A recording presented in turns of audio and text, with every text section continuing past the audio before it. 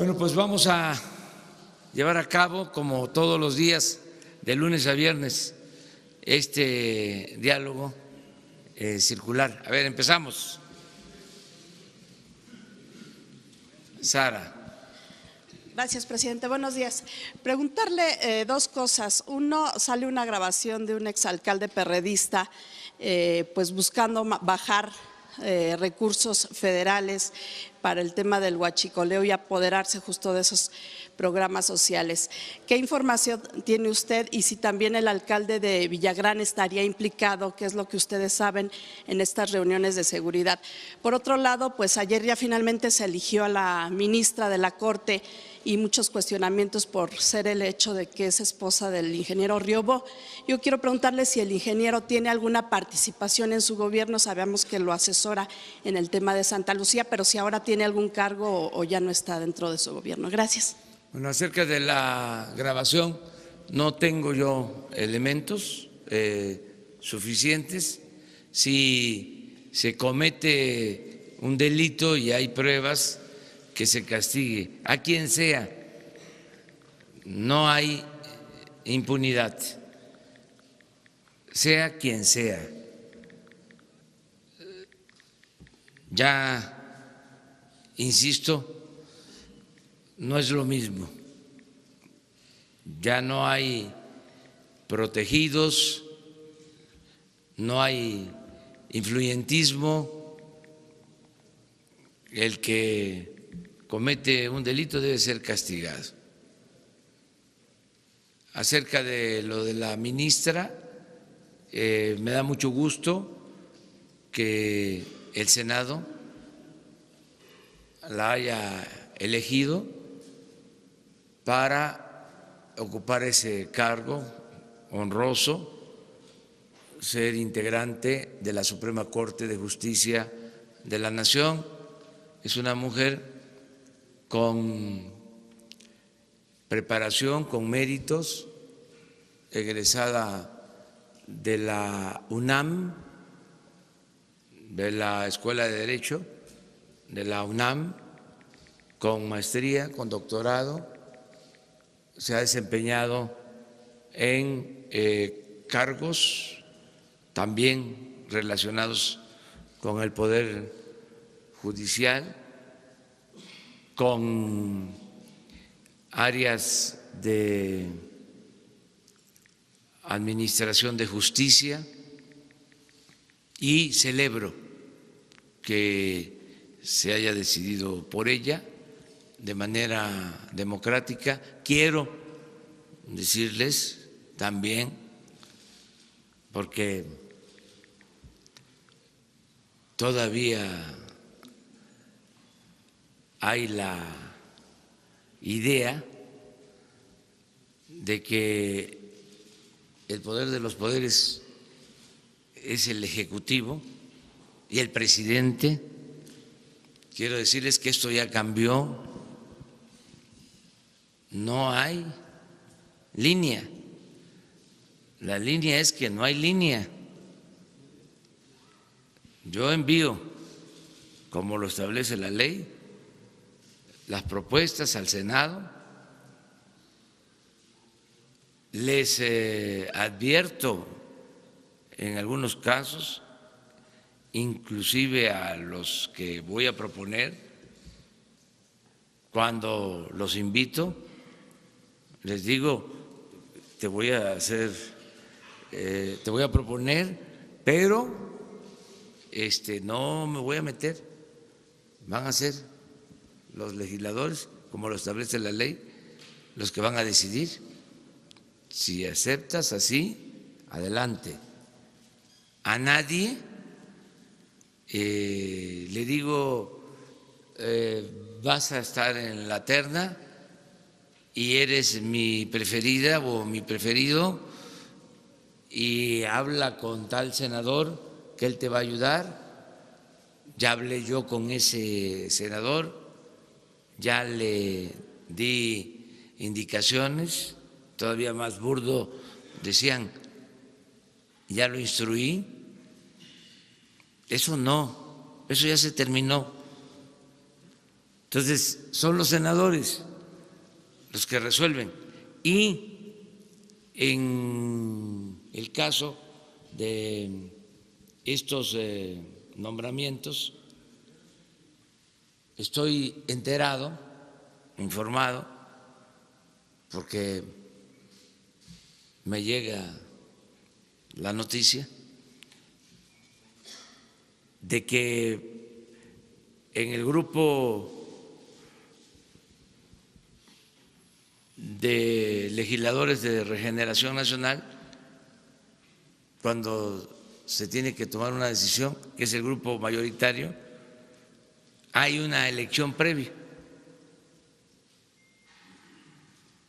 Y el que gana la previa es el que es impulsado. Y no es obligatorio, porque puede votar a alguien a favor de un precandidato o precandidata a un cargo y luego ya en la votación general mantiene su postura o la cambia. Pero digo, tienen ya procedimientos que no se veían anteriormente. Estamos en el terreno de lo inédito, la verdad. Estaremos hablando de cambios de siglos en procedimientos. ¿Cuándo se había visto esto? Díganme, ¿en qué tiempo un presidente enviaba una terna y no había un preferido o una preferida? ¿Cuándo? Nunca. Puede ser que en el maderismo, desde luego en la época de la República restaurada, la época de Juárez, de Lerdo,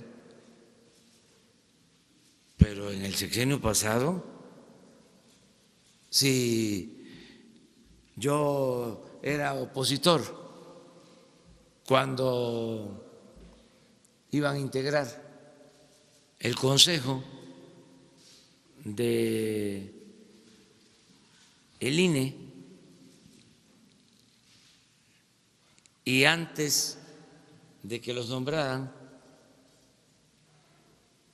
pronostiqué que iban a ser 4 para un partido y 3 para otro, y le atiné.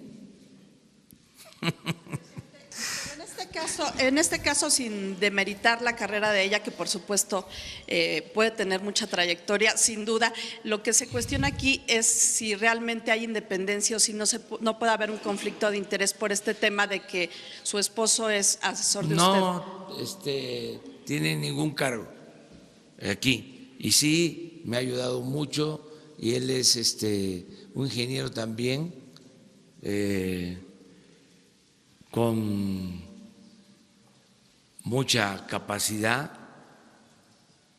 profesional, es de los mejores estructuristas del país, independientemente si gusta o no gusta, si cae bien o no cae bien.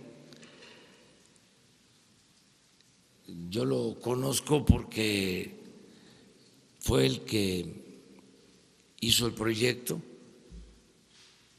para los segundos pisos, el estructurista que hizo los cálculos, qué dimensiones iban a ser las columnas, las traves, las famosas ballenas. En ese entonces, hasta un expresidente que ya no quiero mencionar, que es preferible olvidar, pronosticó que se iban a caer los segundos pisos y no se cayeron. Bueno, toco madera. Hola, presidente. Luego, a ver, primero, ¿quién está?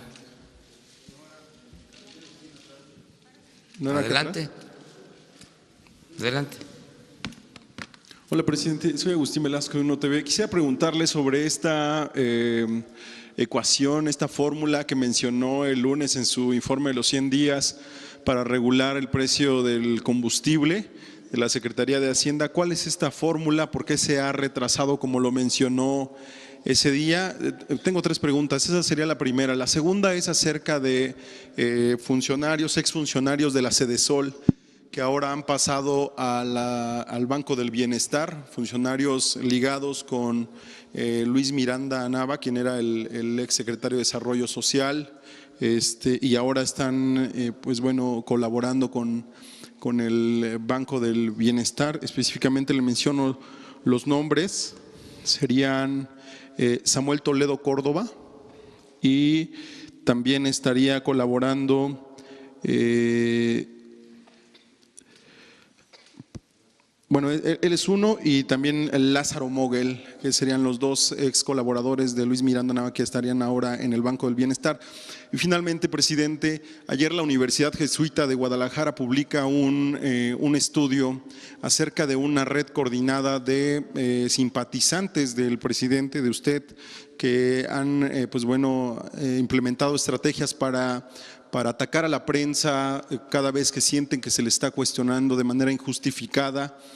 Artículo 19, esta organización que defiende la libertad de expresión, publica también una opinión acerca de que esta red se está apoyando también de algunos youtubers, de algunos blogueros que llaman a la prensa chayotera o vendida, y esto se adereza además con el discurso presidencial de llamar a la prensa fifí. ¿Qué opina de estos estudios que se publican? Y pues bueno, esas serían mis 3 preguntas. Gracias. Bueno, la primera es sobre los precios de los combustibles. Yo hice un compromiso en campaña que voy a cumplir, como todos los compromisos, y consiste este compromiso en que no va a haber aumentos en términos reales en el precio de gasolinas, diésel, gas, luz. Entonces, estamos definiendo el mecanismo para que si por aumentos en el precio de las gasolinas que se compran en el extranjero, porque estamos comprando nada más de gasolinas 600,000 barriles diarios. Entonces fluctúa el precio internacional. Entonces, si sube el precio internacional,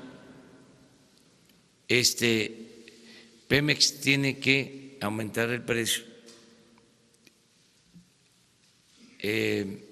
a los distribuidores, y esto desde luego impacta en el consumidor final. Entonces estamos buscando cómo ajustar ese aumento. Existe el IEPS, que es el impuesto a las gasolinas, y existen otros mecanismos. Ya estamos resolviéndolo. Dije en el informe que aumentó por encima de la inflación en este periodo la gasolina magna, el diésel, la luz, y tenemos que ajustarlos. Se está trabajando con este propósito. Lo importante es que vamos a cumplir en todo este año. Si tenemos una inflación de 4.8, que es lo que llevamos hasta ahora, abajo de la inflación del año pasado, ¿sí? 4.8 anualizado, o sea, claro. Entonces, eso sería solo el aumento en los combustibles, porque si no se hace ese ajuste inflacionario, entonces estaríamos en términos reales bajando los precios. Entonces mi compromiso es no aumento en los combustibles en términos reales y estamos definiendo el mecanismo para eso. Lo segundo, los colaboradores de Luis Miranda. Tomamos nota, ya se ha definido, nadie que haya estado en dependencias y que tenga participación en actos de corrupción va a trabajar en nuestro gobierno. Entonces, por más que cambien, que pasen de una secretaría a otra, así como está sucediendo en este momento, que ustedes están haciendo esta denuncia y les agradecemos mucho, y hablo de ustedes para no personalizar y que no vaya a haber represalias en contra de nadie, además somos todos, y así nos debemos de proteger, ¿no? Para que siga fluyendo la información. Entonces, en estos casos se revisa y si hay pruebas, se actúa. Desde luego no se pueden cometer también arbitrariedades, siempre se puede saber, hay manera de enterarnos del comportamiento de cualquier servidor público, ¿no? De cualquier funcionario. Pero no vamos a reciclar a funcionarios que tienen malos antecedentes. No pueden pasar de una secretaría a otra, siendo los mismos que permitieron actos de corrupción o demostraron ser muy ineficientes. Imagínense que en Hacienda sigan los mismos tecnócratas que en 36 años de política neoliberal llevaron al fracaso al país.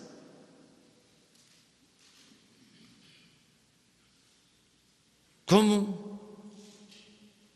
Si la gente lo que quiere es una transformación, ¿cómo una persona que promovió, impulsó, ejecutó la llamada reforma energética, que resultó un fracaso, va a seguir trabajando con nosotros? Hasta por honestidad deberían de decir, ya me voy, no estoy de acuerdo con ustedes y además acepto de que no se produjo más petróleo como yo lo decía, no se produjeron más gasolinas, se siguió arruinando la petroquímica, aumentó el precio de los combustibles, hubo menos inversión pública y privada, se endeudó Pemex, se endeudó la Comisión Federal de Electricidad. Y entonces yo, que defendía la reforma energética y que decía que era la panacea, todavía con cinismo, conchudo, hago como si nada hubiese pasado y me quedo a trabajar en un nuevo gobierno que tiene una política económica distinta. Es un asunto de honestidad. Por eso también mi cuestionamiento a la prensa fifí, para contestar tu tercera pregunta, porque son conservadores con apariencia de liberales, son especialistas en la simulación. Ahora resulta que este estudio nos cuestiona porque hablamos de la prensa conservadora, de la prensa fifí, y a ver, ¿quién hace el estudio? ¿Qué universidad es? Es la Universidad Jesuita de Guadalajara. ¿No piensa, presidente, que esto generaliza una idea en contra de la prensa en general? No, no. El que nada debe, nada teme. O sea, o ustedes se sienten de la prensa fifí. Este es otro asunto. Además, lo dije el lunes, es muy interesante el debate, muy interesante. O sea, fuera máscaras, nada de que soy independiente, soy objetivo, soy profesional, no tengo partido, no represento a nadie. No, además es mejor decir, yo tengo esta postura y nosotros ejercer nuestro derecho de réplica. Malo sería si de parte del gobierno hubiese una actitud de persecución, esto que salió a denunciar el periódico Reforma, ¿no?, que por una deuda o supuesta deuda de 20,000 pesos se le está hostigando porque no nos gusta lo que escriben en contra de nosotros, pues se pasaron, o sea, fue demasiado. Nosotros no vamos nunca a faltarle el respeto a los medios, mucho menos a perseguir a nadie, a coartar la libertad de expresión, de manifestación de las ideas. Lo único es que sí vamos a ejercer nuestros derechos de réplica.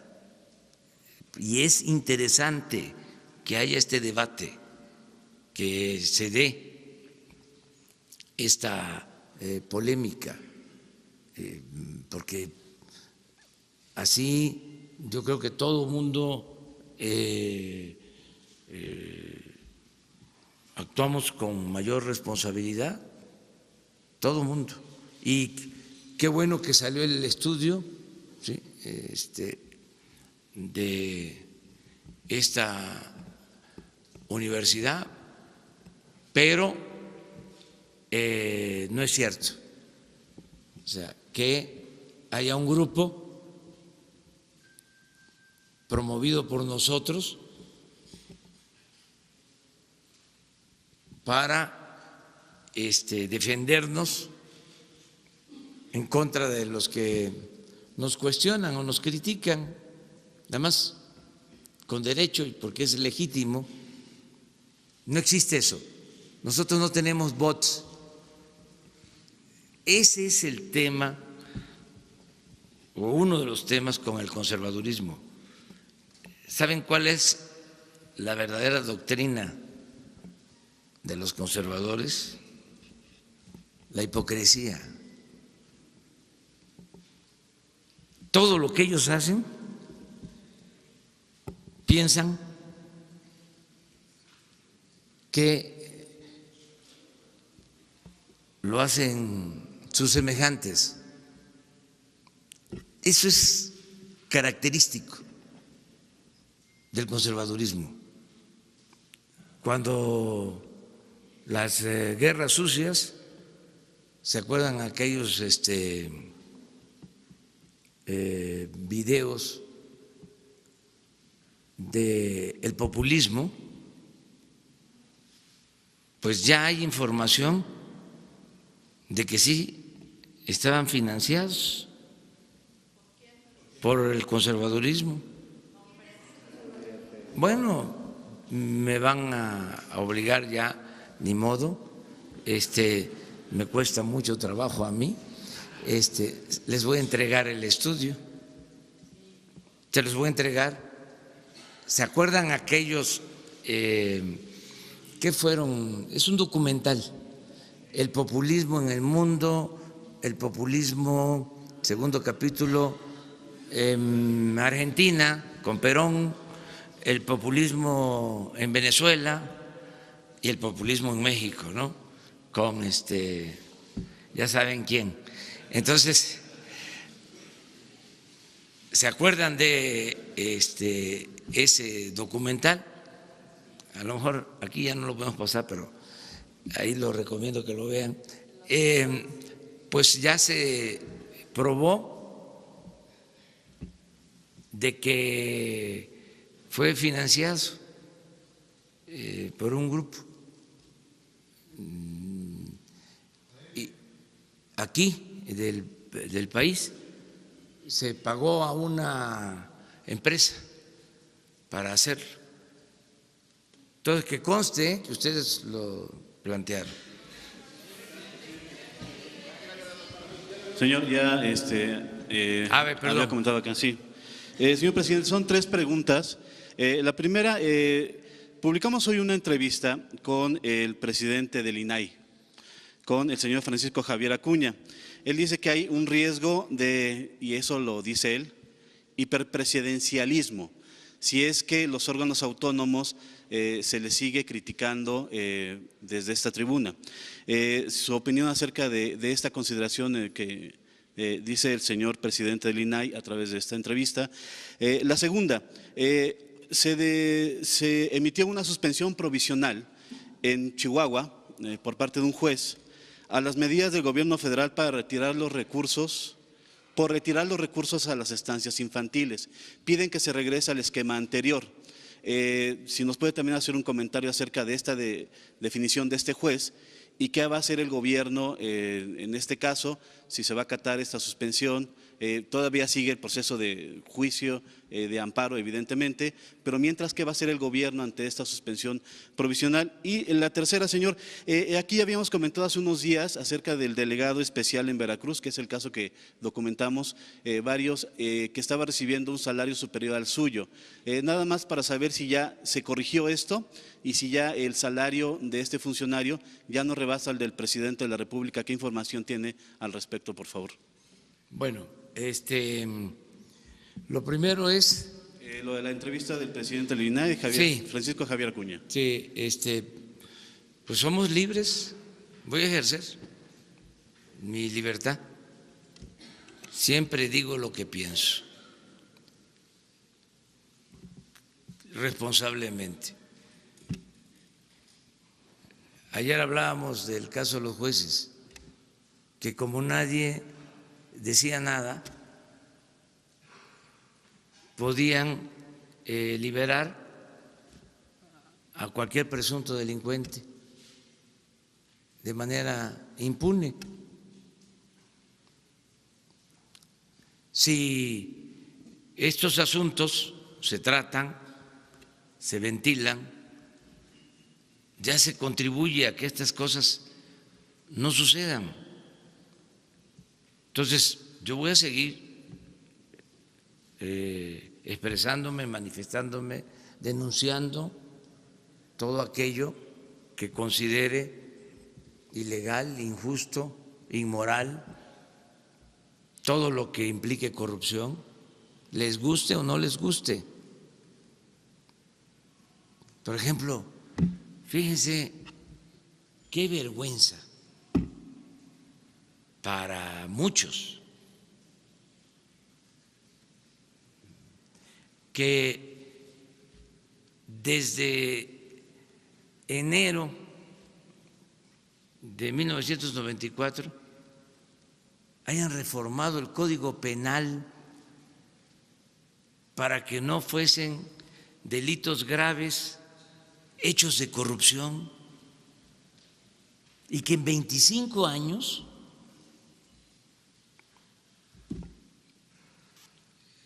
se consideraran como no delitos graves hechos de corrupción. ¿No les parece vergonzoso? Y en ese tramo se crearon todas estas instituciones. ¿Cómo se llama esta? El Se ha INAI. referido en ocasiones al INAI. ¿Pero cómo se llama? ¿Cuál es sus...? Instituto Nacional de Acceso a la Información y Acceso a la Información. Sí. Imagínense,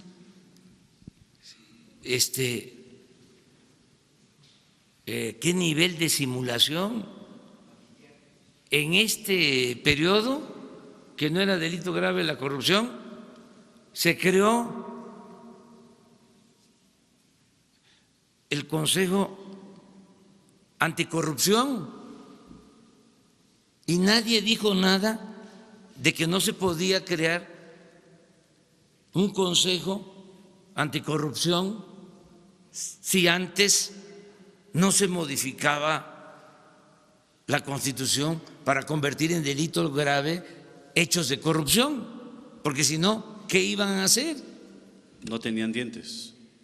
No Tenían había forma de materia. perseguirlo. Hablamos de cómo los que han sido detenidos por corrupción le tienen que dar la vuelta y los tienen que acusar de lavado de dinero. Entonces es una vergüenza. Entonces, que el señor entienda que ya no se puede seguir con lo mismo, se acabó la simulación, no se puede. ¿Saben de dónde surge esto? ¿De dónde viene este régimen simulador? El artífice de la política de la simulación fue Porfirio Díaz. Porfirio Díaz tenía la máxima de que la Constitución se cumplía o se respetaba en la forma para violarse en el fondo. Entonces, todo era formalidad. Nunca dejaba de cumplirse con las formas. Todo era escenográfico,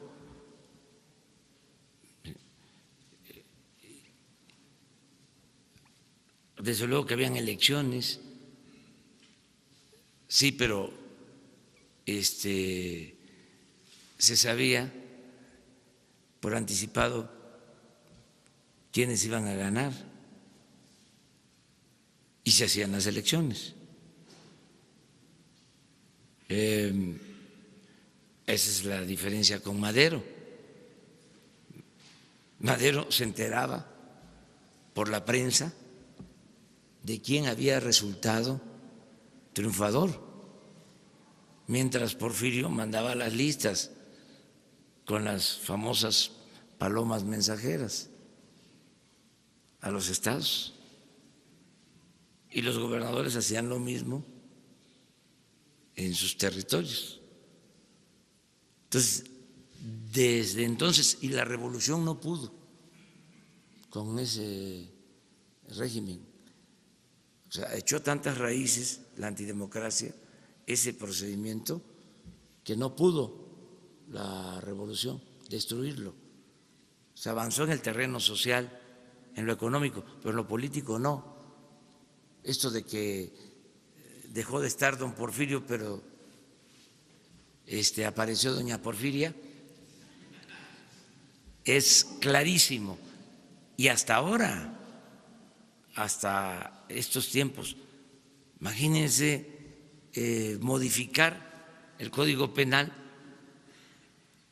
son como 10 tipos de delitos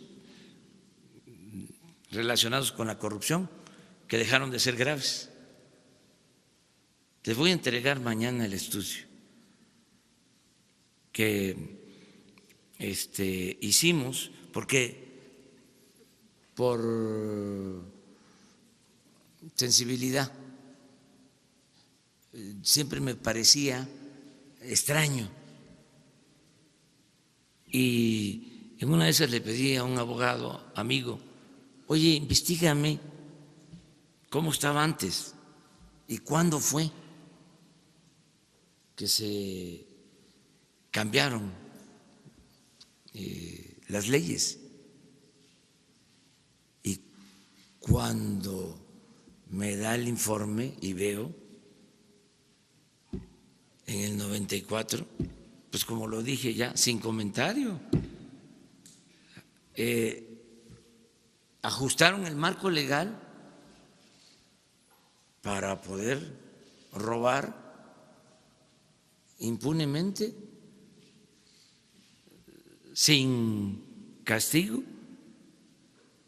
Entonces eso ya cambió las cosas. ¿Y lo tercero?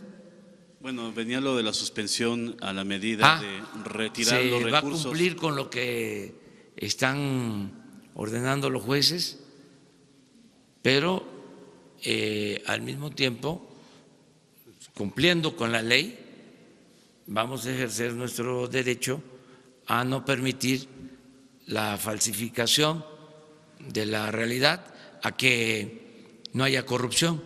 Estamos levantando un censo, ya les he informado varias veces sobre esto, y les vamos a dar a conocer los resultados.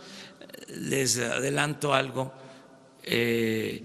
están mal los listados, no existen los niños, en algunos casos hay muchas irregularidades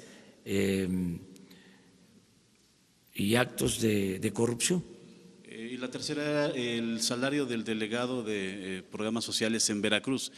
Habíamos comentado aquí hace días que estaba recibiendo un salario superior al de usted. ¿Este caso se revisó? ¿Cuál es? Eran 110,000 pesos que estaba recibiendo. No, nadie puede. Entonces se estaría… Pero el coordinador nuevo… Sí, el superdelegado que le llaman ahora en Veracruz. No, que estaba recibiendo más. Superdelegado. Sí, el delegado especial de su gobierno. Miren, como a veces en Palacio las cosas caminan despacio, hay algunos que todavía ni están cobrando, o sea, porque están haciendo su trámite. De todas maneras lo voy a investigar. Buenos días, señor presidente. Tú Buenos días, señor presidente. Alberto Rodríguez, de SDP Noticias. Sobre esto que pasó de la refinería de Dos Bocas, el subsecretario Arturo Herrera pues tuvo que haber sacado esta información de que no se iban a ejercer este año los recursos de algún lado. No sé si usted sepa si en la Secretaría de Hacienda contaban con esta versión, que era distinta a la que tiene la Presidencia de la República. Y en este sentido también existe el rumor de que la Presidencia de la República ya había decidido no construir la refinería de Dos Bocas, pero que iba a esperar un tiempo para darlo a conocer. Le pregunto su opinión al respecto. Y la segunda, sobre el crecimiento económico, usted promete un 4%, es promedio, ¿verdad?, en el sexenio. Sí. Si se creciera a los números a los mejor escenario que pone el Banco de México en 2019 y en 2020, para los restantes 4 años tendríamos que crecer a un ritmo de 4.8%. Quiero saber si todavía está la apuesta en eso y qué papel puede jugar la iniciativa privada, cómo se le puede convencer de que siga invirtiendo en México. Gracias. Sí, bueno, mire, primero hubo un malentendido en las declaraciones del subsecretario de Hacienda. No existe ninguna contradicción o menos confrontación. Somos un equipo. Los que están en Hacienda son profesionales, gente de primera. Les tengo toda la confianza y desde luego todo mi apoyo, todo mi respaldo y respeto, porque muchas veces me hacen planteamientos donde yo tengo o puedo tener alguna duda, y como sé que se trata de muy buenos profesionales de la economía, muy buenos, les hago caso. O sea, es a los que más caso les hago. Que si se trata de la política social, pues ahí yo tengo un poco más de experiencia. Llevo más de 40 años trabajando en comunidades con la gente, iniciando programas de bienestar. Ahí tengo bastante, bueno, suficiente de experiencia. En la parte económica, que es complicada, siempre les hago caso. Soy muy cuidadoso de todo lo que tiene que ver con la parte económica financiera. Fue un malentendido. Nosotros tenemos presupuesto desde hace muchísimo tiempo. Hemos venido sosteniendo que debemos de darle valor agregado a la materia prima, que no podemos estar vendiendo petróleo crudo y comprando gasolinas, que es como vender naranja y comprar jugo de naranja. Entonces, esto nunca le ha parecido a los neoliberales. O sea, es una diferencia que tenemos, ¿sí? Porque ellos apuestan más, ¿sí?, a que se venda el petróleo crudo, y que como vivimos en un mundo globalizado, pues eso decía Aspe desde la época de Salinas, se puede comprar afuera lo que se necesite. Nosotros no coincidimos con eso. Nosotros pensamos que debemos de producir en México lo que consumimos, y eso es lo que hacen en otros países, darle valor agregado a su materia prima, fortalecer su mercado interno. Esas son diferencias que tenemos. Entonces, sí queremos refinar.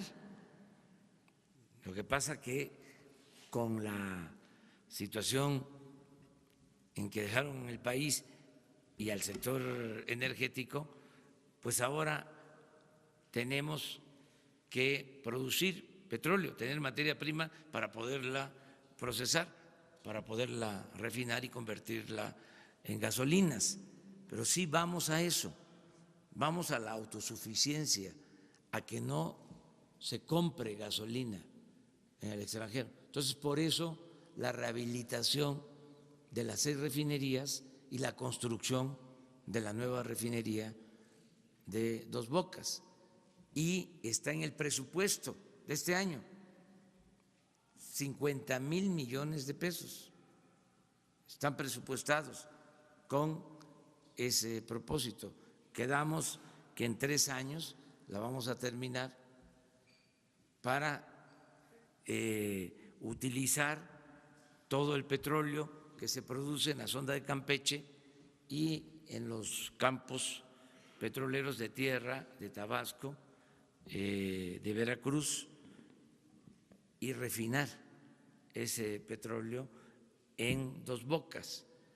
Se escogió Dos Bocas porque esa es una terminal que se utiliza para mandar petróleo crudo al extranjero. Por ahí salen alrededor de 1 millón de barriles diarios al extranjero por Dos Bocas.